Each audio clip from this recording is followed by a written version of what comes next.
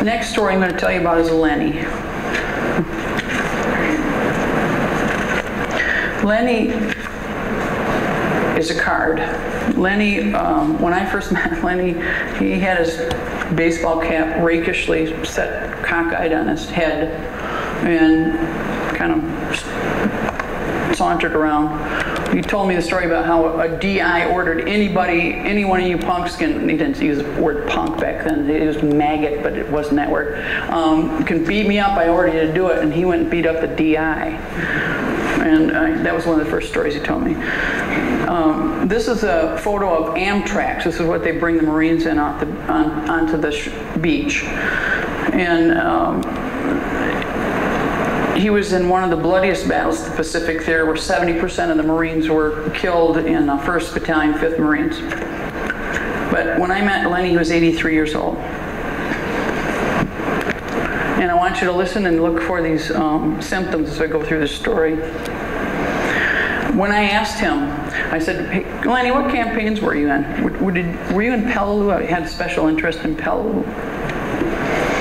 And he began re-experiencing the trauma when he was talking to me. When I mentioned Peleliu to him, he softened and he looked off into the distance and he detached himself. Can you hear me when I'm talking like this? Okay. He said, we were riding on an Amtrak in the second wave on Peleliu. My best mate was right next to me. We went through boot camp and gotten through Guadalcanal, New Britain without a scratch. We saw the beach. There was a wall of fire and smoke. Some Amtraks got stuck on the coral and were sitting ducks. Amtraks were being blown sky high. I saw Marines diving and jumping in off those stuck Amtraks with their full packs on. They must have been desperate because you just sink with all that equipment. I remember thinking, geez, those guys are real Marines. They're not dropping the weapons. You don't ever drop your weapon.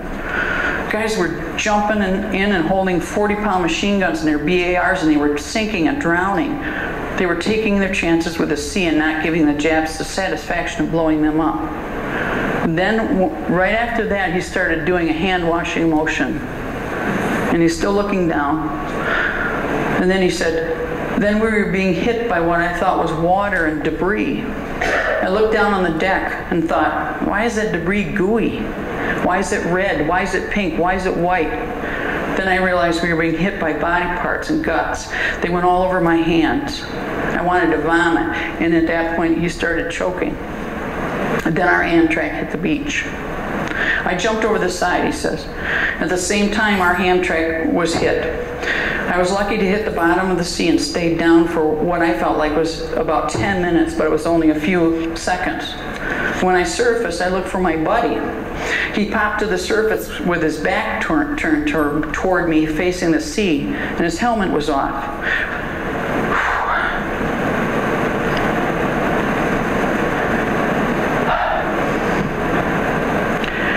I remember grabbing him by the shoulder, and I yelled, we made it, Mike, let's get the hell off this beach. I turned him around, and I turned him toward the beach, and his face was gone.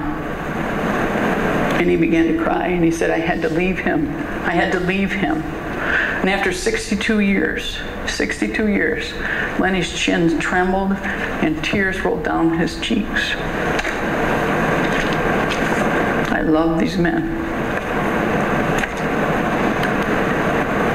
Everybody take a deep breath. Not easy to hear, but it's true, and it needs to be told. This is Will. Will is now 82 years old, and I have a lot of contact with Will. He's one of the men that helped me with the reunion. He's a Navy corpsman, and a Navy corpsman is like the Marine Corps medic. And the Marines will do anything they can do to keep a Navy corpsman alive. However, Navy corpsmen have to walk into fire.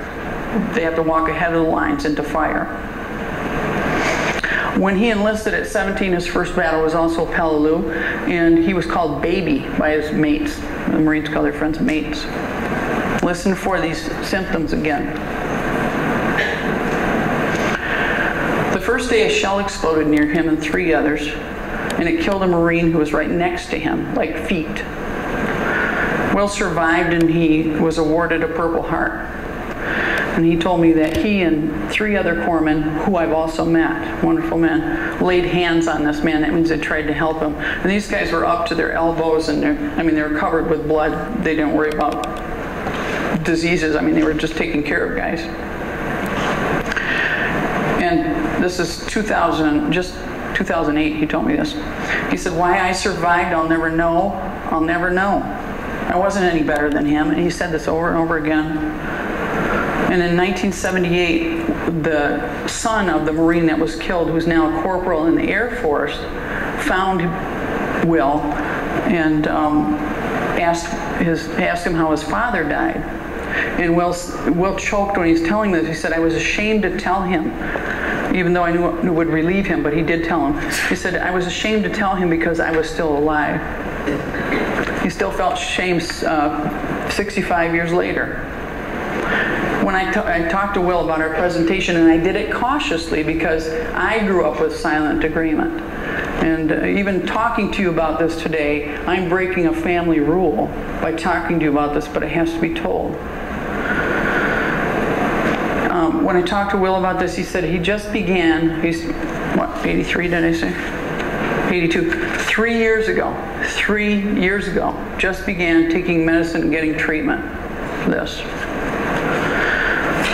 His previous doctor told him not to go to reunions, and he said, no way, which the doctor obviously didn't know